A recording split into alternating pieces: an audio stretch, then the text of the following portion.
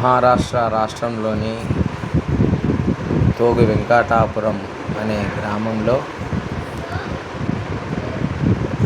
శ్రీ శ్రీనివాస స్వామి, శ్రీ వెంకటేశ్వర స్వామి స్వయంభూగా చెట్టుతొర్రలో వెలిసినాడు. ఈ తోగు వెంకటాపురం కాళేశ్వరానికి 70 కిలోమీటర్ల దూరంలో ప్రాణహిత నది ఒడ్డున ఉన్నది.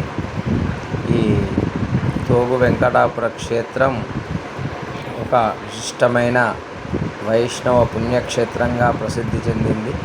ఈ క్షేత్రానికి ప్రధాన ప్రత్యేకత ఏమిటంటే శ్రీ వెంకటేశ్వర స్వామి ఒక పెద్ద చెట్టు తొర్రలో స్వయంభూగా ప్రత్యక్షమయ్యాడని భక్తుల విశ్వాసం. అందువల్ల దీనిని చెట్టు తొర్రలో వెలిసిన వెంకటేశ్వర స్వామి అని కూడా పిలుస్తారు.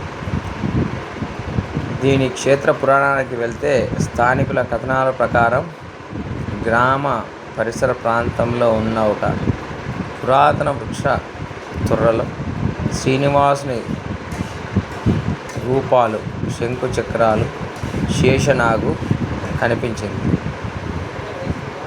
చెట్టు నిట్ట నిలువుగా చీరుకొని ఆ చెట్టు తొర్ర ఏర్పడి ఆ చెట్టు తొర్రలో స్వయంభూగా వెలిసిన శ్రీనివాస స్వామి ఆ తర్వాత భక్తులు అక్కడ పూజలు ప్రారంభించగా అనేక మంది తమ కోరికలు నెరవేరాయని చెప్పడంతో ఆ ప్రాంతం ప్రసిద్ధి చెందింది.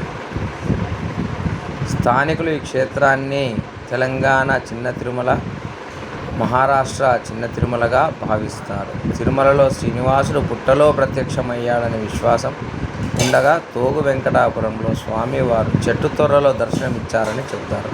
అందువల్ల ఈ క్షేత్రానికి ప్రత్యేకమైన ఆధ్యాత్మికత ప్రాముఖ్యత ఏర్పడింది.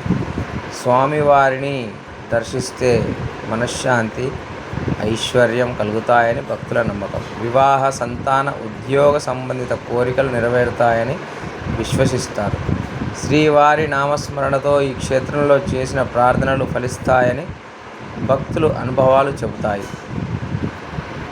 మొత్తానికైతే ఇక్కడ చూసినట్టయితే చెట్టే ఒక ఆలయం, తొర్రే ఒక గర్భగుడి అనే విశేషానికి తోగు వెంకటాపురం క్షేత్రం ఉదాహరణగా నిలుస్తుంది.